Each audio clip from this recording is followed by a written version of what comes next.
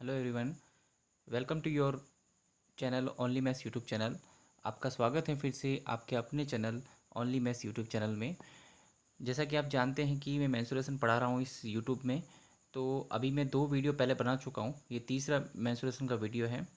आप लोगों से अच्छा आउटपुट मुझे मिल रहा है, अच्छा रिस्पांस मिल रहा है। तो डेफ़िनेटली मैं जितना ज़्यादा हो सकेगा उतना ज़्यादा मैं इसमें वीडियोस अपलोड करूँगा। काफ़ी स्टूडेंट्स ने रिक्वायरमेंट भी की थी, कल मैं अपलोड कर नहीं पाया था, तो काफ़ी स्टूडेंट्स ने रिक्वायरमेंट की थी कि आपने आज नया वीडियो नहीं अपलोड किया था। तो अच्छा लगा आपकी इस रेस्पॉन्स को सुन के। मुझे लग रहा है कि शायद आप लोगों को इसकी ज़रूरत भी थी और मैं बिल्कुल आपके ज़रूरत के मुताबिक वीडियो अपलोड कर रहा हूँ। तो आज भी मैं ये वीडियो लेके आया हूँ। तो हम पहले 2 कंसेप्ट पढ़ चुके हैं, आज तीसरा और नया और इम्पॉर्टेंट कंसेप्ट बताऊँगा मैं। बहुत अच्छा कंसेप्ट बताऊँगा आज भी। तो चलिए शुरू करते हैं, ज़्यादा टाइम नहीं लूँगा मैं। सबसे पहले कल जो हम पढ़ चुके थे एक बार उसको रिवाइज कर लेते हैं। कल हमने पाइथागोरस ट्रिपलेट पढ़ा था। ट्रिपलेट में मैंने आपको कुछ ट्रिपलेट बताए थे, आपको याद होंगे, शायद याद भी करने का था। 3 4 5, 5 12 13। इनको इस सीरीज वाइज याद रखिए। बाकी तो कैसे बनते हैं, क्या कैसे नहीं बनेंगे, सब मैं आपको समझा दूंगा, सारी चीज़ें समझा दूंगा मैं भी। हाल फिलहाल तो इनको सीरीज पूरी सीरीज याद रखिए, है ना। 7 24 25, 8 15 17 और 9 40 41। ठीक है ना। ये इसके पाइथागोरस ट्रिपलेट है, इनका यूज़ काफ़ी मैंने आपको बताया था। सपोज कर लीजिए मैं अगर ये कह देता हूँ कि ये 28 है और ये 96 है, तो आप अंदाज़ लगाइए ये कितना होगा। सबसे पहले ये देखिए कि मैंने कौन सा इसमें पाइथागोरस ट्रिपलेट यूज़ किया। तो आप ध्यान से देखेंगे तो ये दोनों नंबर किस नंबर से कटते हैं। अगर आप मान लीजिए कोई स्टूडेंट्स पहले 2 से काटे हैं फिर बाद में 2 से काटे, तो ठीक है काट सकता है। लेकिन जैसे दिख रहा है मुझे ये 4 से कट रहा है, तो 4 से कटेगा 7 बार, 4 से कटेगा ये 24 बार। तो 7 24 और लास्ट में कौन सा आएगा 25, यानी ये वाला ट्रिपलेट काम आया 25। और इंटू वापस 4 कर लो, इसका मतलब यहाँ पर तीसरा जो कर्ण हो जाएगा वो कितना हो जाएगा 100। तो इस पर मैंने काफ़ी क्वेश्चन बताए भी थे। एक क्वेश्चन ऐसा भी लिया था, अगर मान लो मैं ऐसा क्वेश्चन पूछ लूँ आपको कि एक त्रिभुज है, ना कि समकोण त्रिभुज, मैं आपको कहूँगा एक त्रिभुज है, इस त्रिभुज में अगर ये 24 है, ये 45 है और ये 51 है, तो इस त्रिभुज का क्षेत्रफल क्या होगा, है ना।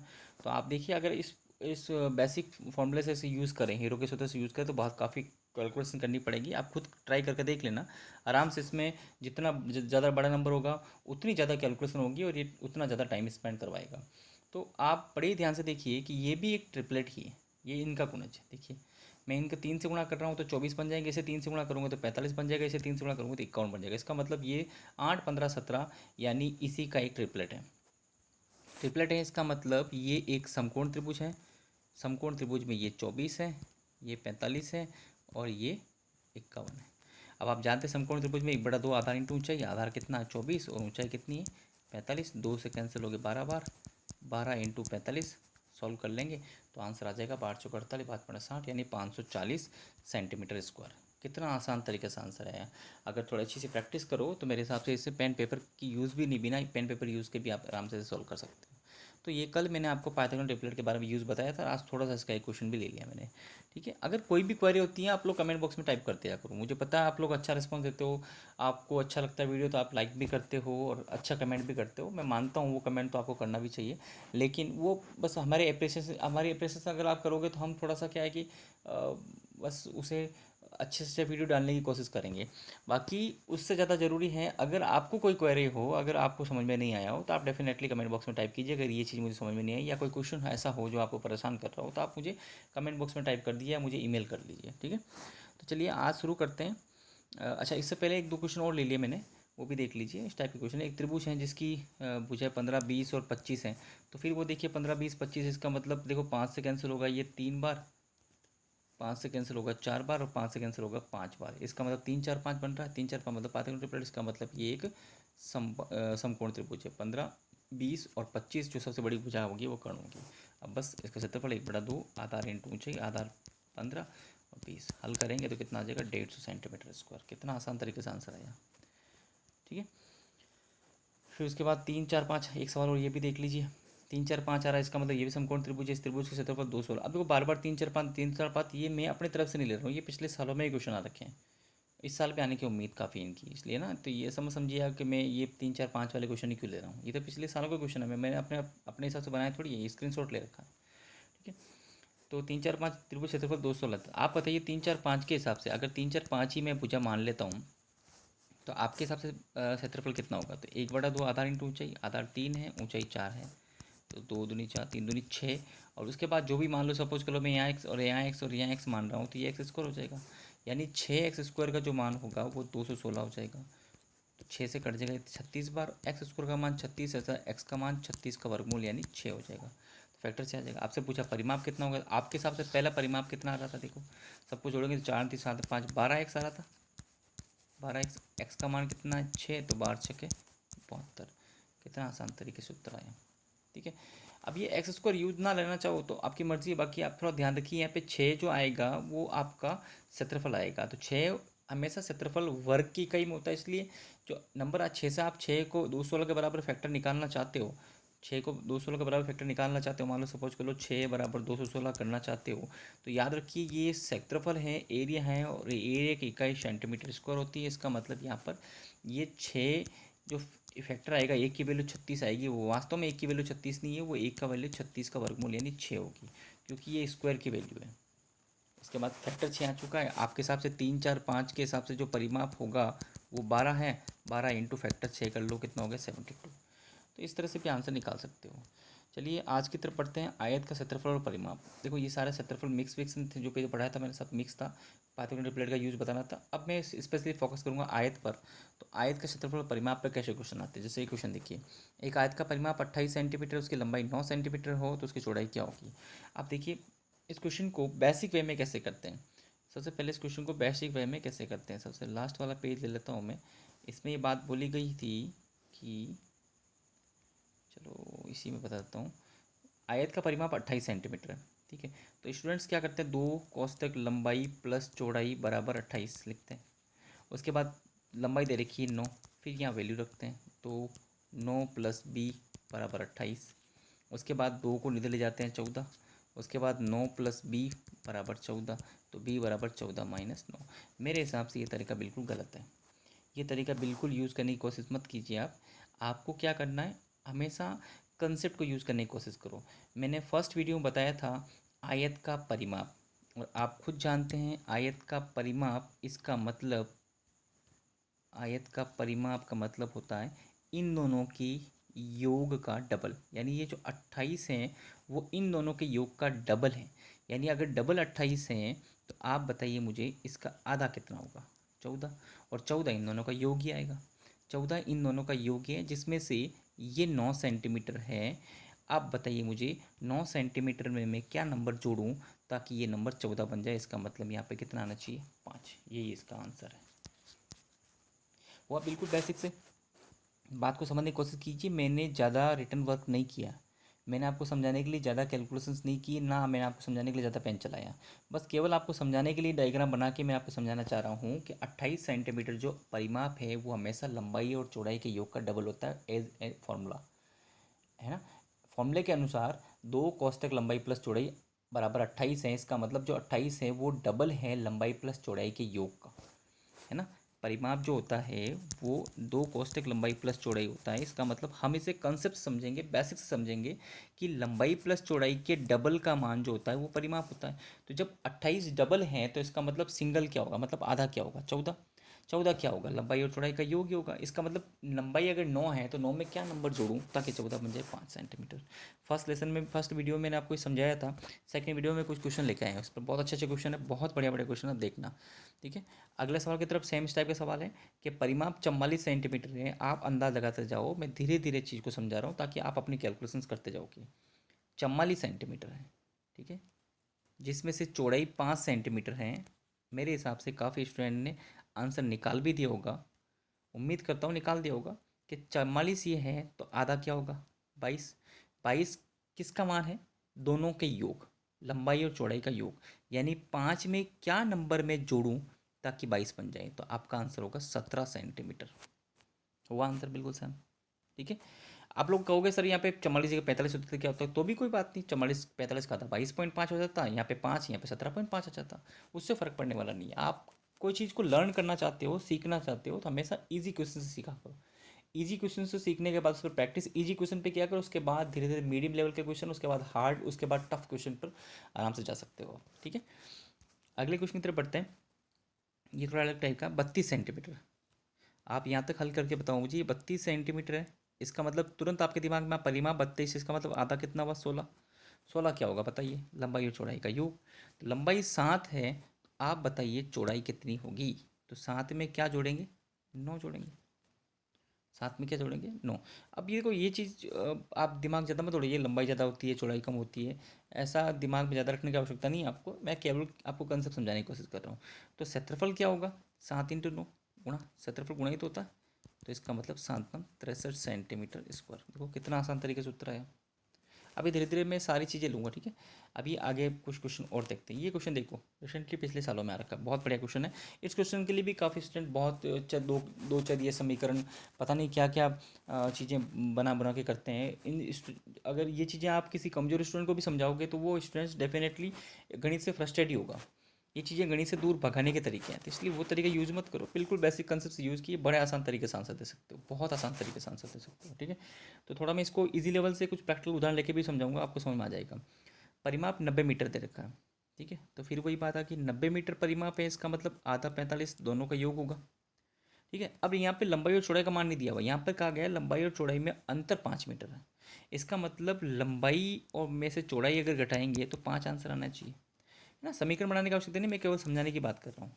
यानी इसका मतलब इस नंबर में से ये नंबर घटाने से 5 आना चाहिए, इसका मतलब ये नंबर 5 ज़्यादा है इससे, इसका मतलब ये नंबर 5 इससे ज़्यादा है। ठीक है, तो एक काम करता हूँ, सबसे पहले इनके योग में जो मैं ये कह रहा हूँ कि दो दो दो ऐसे स्टूडेंट्स आपके सामने बैठे हैं जिनके पास कुल 45 रुपये हैं। तो 45 रुपये हैं, जिनमें से एक स्टूडेंट के पास, दोनों का योग 45 है ना, जिनमें से एक स्टूडेंट के पास 5 रुपये ज़्यादा है। तो मैंने एक काम किया भाई, एक काम कीजिए आप, 5 रुपये जिसके पास ज़्यादा है वो 5 रुपये आप मुझे दे दीजिए, तो वो 5 रुपये आपने मुझे दे दिए। अब मैं आपसे पूछता हूँ, ये मैंने ले लिया, ठीक है। अब मैंने आपसे पूछा कि बताइए कि अब दोनों के पास में कितने ज़्यादा कितने कम है, तो आप कहोगे सर 5 रुपये जो ज़्यादा थे वो ले लिया आपने। इसका मतलब अब टोटल जो होगा वो 45 नहीं होगा, अब टोटल जो होगा वो 40 होगा, और 40 होगा और दोनों के पास बराबर पैसे होंगे, यानी 20-20 रुपये होंगे। अब 20-20 रुपये में से अब वो 5 रुपये जो है ना वापस मैंने उस पहले वाले स्टूडेंट को वापस दे दिए, इसका मतलब पहले वाले के पास 25 और दूसरे वाले के पास 20। हो गया आसान आंसर। समझने की कोशिश करना, स्किप मत करना, इस क्वेश्चन को बिल्कुल स्किप करने की कोशिश मत करना, बात को समझने की कोशिश कीजिए, वापस मैं पूरी चीज़ समझा रहा हूँ। सबसे पहले 90 परिमाप आ चुका है, सबसे पहले परिमाप आती है, दिमाग में एक ही बात आती है, इसका आधा कितना हुआ, 45, दोनों का योग होगा, जिसमें से लंबाई चौड़ाई से 5 ज़्यादा है। भाई लंबाई और चौड़ाई में अंतर 5 का हो, इसका मतलब लंबाई चौड़ाई से, लंबाई बड़ी होती है इसलिए लंबाई चौड़ाई से 5 ज़्यादा ही होगी। ठीक है, अब लंबाई जब 5 ज़्यादा है तो मैंने कह दिया एक काम करो, तो ज़्यादा वाले मामले को पहले हटा देता हूँ, तो जो दोनों का योग 45 था उसमें ज़्यादा कितना था, 5 थे ना, तो 5 कम कर दो, पीछे कितने बचेंगे, 40। अब 40 दोनों बराबर होंगे, इसका मतलब दोनों के पास 20-20। अब जिसके पास ज़्यादा थे उसको 5 वापस दे देते हैं, तो कितना हो गया, 25 और 20। अब आप वापस चेक कर लीजिए, 25 - 20 20 हो गए, 5 हो गया, 25 और 20 45 भी हो गया। हुआ आसान, बहुत आसान। इस तरह से प्रैक्टिकली क्वेश्चंस को मौखिक सॉल्व करने की कोशिश कीजिए, इतने क्वेश्चन इजी क्वेश्चन है, अगर इनमें भी आप पेन पेपर यूज़ करोगे तो बड़े क्वेश्चन में क्या करोगे। इसलिए आदत डालो कि छोटे से इजी क्वेश्चन में बिना पेन पेपर आप क्वेश्चन सॉल्व कर लो। अगले क्वेश्चन की तरफ बढ़ते हैं, बहुत अच्छा क्वेश्चन है, ये भी ध्यान दीजिए। एक आयताकार खेत का परिमाप 180 वर्ग मीटर है। अब 180 वर्ग मीटर है, इसका मतलब 180 दो लंबाई और चौड़ाई का मल्टीप्लाई होगा, कोई भी दो नंबर का मल्टीप्लाई होगा। आगे का आ गया परिमाप 54, अच्छा परिमाप 54 आ गया, फिर हम वही बात है, 54 ही परिमाप आ चुका है, इसका मतलब 27 दोनों का योग होगा, है ना। अब आप ध्यान से देखिए इसमें 27 योग किस किस का है, तो आप देखोगे 18, ऑप्शन भी ले लीजिए, कभी कभी काम ऑप्शन से भी कई बार आसान हो जाता है काम। 18 और 10 28 हो रहे हैं, तो 20 और 9 29 हो रहे हैं, यहाँ पे 30 और 36 हो रहे हैं, 15 और 12 12 इसी से आंसर आ गया। और एक बार चेक कर लीजिए दोनों का गुणा करने पर 180 आ रहे हैं कि नहीं आ रहे। अच्छा कई बार क्या होगा कि एक ऑप्शन मान लो, सपोज करो मैंने आपको 20 और 7 भी दे दिया, तो आप गुणा करके देखो, या तो 140 आ रहे हैं, गुणा करके देखेंगे तो 140 आ रहे हैं, इसका मतलब 140 जो ऑप्शन है वो गलत ऑप्शन है। आगे समझ में, तो अगर ऑप्शन 20 और 7 27, 27 27 के दो ऑप्शन मिल जाते हैं, तो उसमें आप गुणा करके देख लीजिए, गुणा करने पर 180 आना चाहिए, क्योंकि क्षेत्रफल 180 है। ठीक है, तो ऑप्शन से काफ़ी आसान हो गया क्वेश्चन ये। ठीक है, अगले क्वेश्चन की तरफ पढ़ते हैं। एक आयताकार मैदान और परिमिति 480 मीटर, अब भी कुछ रेशियो वाले क्वेश्चन लेके आया हूँ मैं, ठीक है। परिमिति 480 है, तो फिर वही बात आ गई, परिमिति 480 है, अच्छा ठीक है, तो इसका मतलब दोनों का योग 240 होगा, ये दोनों का योग आ गया। उसके बाद कहा गया कि लंबाई और चौड़ाई का अनुपात 5:3, अच्छा 5:3 है, इसका मतलब 5 और 3 8, 8 की वैल्यू 240 है तो फैक्टर कितना होगा? आपके देखो किससे गुणा कर रहे हो, 30 से गुणा कर रहे हो। इसका मतलब दोनों को 30 से गुणा कर लो तो 5:3 है, इसको भी 30 से मल्टीप्लाई कर लो, इसको भी 30 से मल्टीप्लाई कर लो, ये आपका लंबाई और चौड़ाई आ जाएगी आपकी। लेकिन आपसे पूछा है क्षेत्रफल, तो सबको गुणा कर लो, है ना। तो 5×3 = 15 इंटू 3×3 = 900, 15×9 = 135 यानी 13,500 वर्ग मीटर। हुआ आसान। या ऐसा कर लो 5×3 = 15, 150, यहाँ से 150 आ जाएगा, यहाँ से 90 आ जाएगा, 150 90 गुणा कर लो, 15×9 = 135 ही आएगा, 13,500। ठीक है, यहाँ से भी थोड़ा सा कैलकुलेशंस कम कर सकते हो आप 135 को देखते हुए। ठीक है, अगले क्वेश्चन की तरफ पढ़ते हैं, या इस क्वेश्चन को वापस यहाँ समझा देता हूँ मैं, इस पे मैंने पेज ले ही लिया। तो 480 जो कहा था इन्होंने, वो 480 आधा करेंगे 240 योग आएगा। अब ये कहा गया था, इनमें अनुपात दिया हुआ था, सॉरी, इनमें आपको अनुपात दिया हुआ था, तो अनुपात के हिसाब से मैं लिख देता हूँ यहाँ पे, ये 5 था या 3 था, ये अनुपात था। तो आप बताइए टोटल कितना आ रहा है? 8। हमारे हिसाब से टोटल 8 आ रहा है, जबकि क्वेश्चन के हिसाब से 240 मीटर आ रहा है। इसका मतलब 8 को 240 बनाने के लिए फैक्टर कितना यूज़ करोगे? 30, इसको हम फैक्टर बोलते हैं। तो 30 को वापस गुणा कर लीजिए, आपका आंसर आ जाएगा। तो 30 को यहाँ गुणा करेंगे तो यहाँ पे 150 आ जाएगा, यहाँ 3 से गुणा करेंगे तो यहाँ पे 90 हो जाएगा। अब 150 और 90 दोनों को गुणा करने पर क्षेत्रफल आ जाएगा कितना आपका? 13,500 वर्ग मीटर। ठीक है, अगले क्वेश्चन की तरफ बढ़ते हैं। एक आयताकार प्लॉट का परिमाप और चौड़ाई 5:1 में, यदि प्लॉट का क्षेत्रफल 24 वर्ग मीटर है तो उसकी लंबाई कितनी होनी चाहिए? लास्ट क्वेश्चन है, देखिए बहुत अच्छा क्वेश्चन है। इसमें कहा गया परिमाप 5 है, देखिए फिर वही बात आ गई, परिमाप 5 है, चौड़ाई 1 है। अरे यार, परिमाप 5 है, फिर आधा करोगे तो ढाई ढाई हो जाएगा। नहीं, अब वैसे भी ये अनुपात है, वैसे भी 5:1 है, एक अनुपात है, तो अनुपात को तो मैं किसी भी नंबर से मल्टीप्लाई कर सकता हूँ ना। इसका मतलब मैं यहाँ लिख सकता हूँ 10 है ये, और ये इसको भी डबल कर सकता हूँ, 2 है भाई। 5 और 1 है, मैंने इनको डबल कर लिया, 10 और 2, कोई फ़र्क पड़ने वाला नहीं है। ध्यान देना अच्छी तरह से, कोई फ़र्क पड़ने वाला नहीं है। ठीक है, अब इसको आधा करना आसान होगा। देखो ये पे कितना हो जाएगा? 5। ठीक है, मैं इसको आधा कर रहा हूँ, इसको आधा मत कर देना, मैं इसको आधा कर रहा हूँ, अर्ध परिमाप निकाल रहा हूँ, और अर्ध परिमाप 5 है। इसका मतलब बताओ यहाँ पे कितना नंबर लिखूँ ताकि दोनों का योग 5 हो जाए? तो 2 में क्या जोड़ेंगे? 3 जोड़ेंगे। इसका मतलब लंबाई और चौड़ाई का अनुपात जो है वो 3:2 आ चुका। कितना आसान तरीके से लंबाई चौड़ाई का अनुपात आएगा। अब पूछा क्षेत्रफल, अच्छा वही, अब वापस x लिख दो पास में, क्षेत्रफल है, दोनों को गुणा कर लो, कितना आएगा? 6x²। तीनों ने 6x² का वैल्यू कितना दे रखी है? 2400। 6 से कट जाएंगे कितनी बार? 400 बार। अतः x की वैल्यू 400 का वर्गमूल कितना आ जाएगा? 20। ये आ गया फैक्टर। आपसे पूछा लंबाई, लंबाई है 3x, तो 3 × 20 यानी 60। कुछ भी पूछो, परिमाप पूछे तो 3 और 2 5x, 5 × 20 यानी 100, आराम से आ जाता। चौड़ाई पूछा 2 × 20 यानी 40। कुछ भी पूछो, सारे आंसर आपके सामने आ जाते हैं। इसका मतलब 60 मीटर इसका उत्तर होगा। उम्मीद करूंगा आपको ये समझ में आया होगा अच्छी तरह से।